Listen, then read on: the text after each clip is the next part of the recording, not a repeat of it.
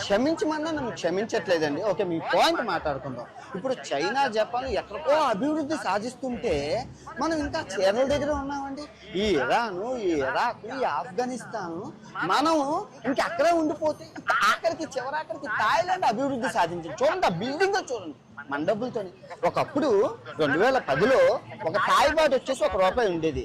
2020కి వచ్చేసరికి ఒక Thai bat వచ్చేసి ₹2 అయిపోయింది. 2026 వచ్చేసరికి 5 సంవత్సరాల్లోనే ఒక థాయ్ బాట్ ₹3 అయిపోయింది. 2030కి వచ్చి ఒక థాయ్ బాట్ 4. అంటే థాయిలాండ్ ఎదుగుతుందే కానీ ఇండియా ఎక్కడ ఎదుగుతుంది? ఇంకా మనం చేరుతూనే ఉన్నాం. సంస్కృతి ఎవరికి వద్దండి, సంస్కృతి అందరికీ కావాలి. సంస్కృతితో పాటు అభివృద్ధి ఏది? ఇక్కడ చూడండి, థాయిలాండ్ చూడండి, మన డబ్బులతో కట్టిన ఎన్ని బిల్డింగ్లను.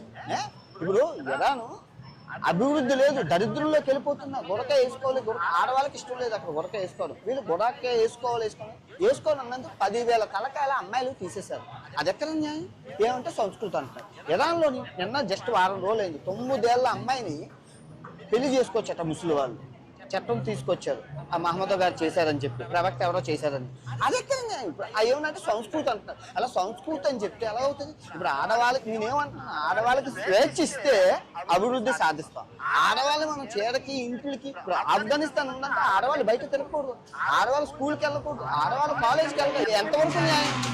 ఆడవాళ్ళకి స్వేచ్ఛ ఉంటే మన దేశం ముందుకు వెళ్తుంది. వీడు చూడండి ఇప్పుడు దారిలోకి వచ్చినట్టు కనబడుతుంది. ఎందుకంటే మన చేసిన పనికి వాని పైన ఎంత ఎఫెక్ట్ పడుతున్నది అనేది ఒక్కసారి ఆలోచించాలి. ఇండియా అభివృద్ధి చెందదంటుండు. వీళ్ళలాంటి అడ్డనాగాడిది కొడుకులు ఉంటే తినేది ఒకని సొమ్ము, పాడేది ఇంకోని పాట అన్నట్టుగా వీడు మనపైన సంపాదించి, మనం సపోర్ట్ చేస్తే సంపాదించి వాడు పరాయి దేశ పాట పాడుతున్నాడు. ఇట్లాంటి ముండా కొడుకులు ఉన్నప్పుడు 100% అభివృద్ధి చెందదు. ఇండియా ఎందుకు రావాలి? ఇండియాలో ఏమున్నది? పొల్యూషన్ పాడు అని అంటుండు. ఎవరన్నా ఇక తిట్టాలి అంటే కూడా, అంటే ఇండియా సంస్కృతి అదిరా, తిడితే నిన్ను తిట్టాలి, నీతో పాటు మీ తల్లి ఎవరికైనా తల్లి కాబట్టి తిట్టడానికి కూడా బాధ అనిపిస్తుంది. నీలాంటి కంతెనా కొడుకులు ఉంటే ఇట్లనే ఉంటుంది. నీకు డబ్బు లేనప్పుడు నీ ఎదుగుదలకు ఉపయోగపడ్డ ఇండియానే ఈరోజు ఇండియాలో ఏమున్నదని మాట్లాడుతున్నావు. ఇండియా లేకపోతే నువ్వు ఏడుంటుంటివిరా అనేది ఒక్కసారి నువ్వు ఆలోచించాలి. ఫ్రెండ్స్, అందరికీ చాలా థ్యాంక్ యూ. ఎందుకంటే వాడిని ప్రతి ఒక్కరు సబ్స్క్రైబ్ చేస్తూ అన్ఫాలో కొట్టడమే కాకుండా ప్రతి ఒక్కరు రిపోర్ట్ కొడితే, అన్సబ్స్క్రైబ్తో పాటు ప్రతి ఒక్కరు రిపోర్ట్ కొడితే వాడి ఛానల్ మొత్తం కంప్లీట్ బ్లాక్ అయిపోతుంది. వాడు నేల మీద వచ్చి మళ్ళీ పడతాడు. ఏడుంది, నేను ఎక్కడున్నా అక్కడున్న దేశం వాళ్ళు వాడిని తన్ని తరుముతారు.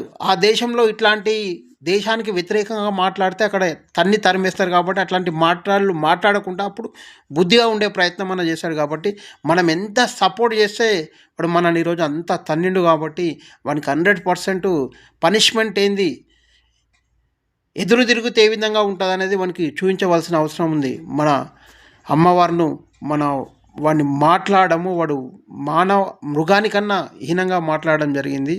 ఇండియాలో ఏముంది, వాడేంది వీడేంది పెద్ద చిన్న లేకుండా డబ్బు వచ్చిందన్న అహంకారంతో.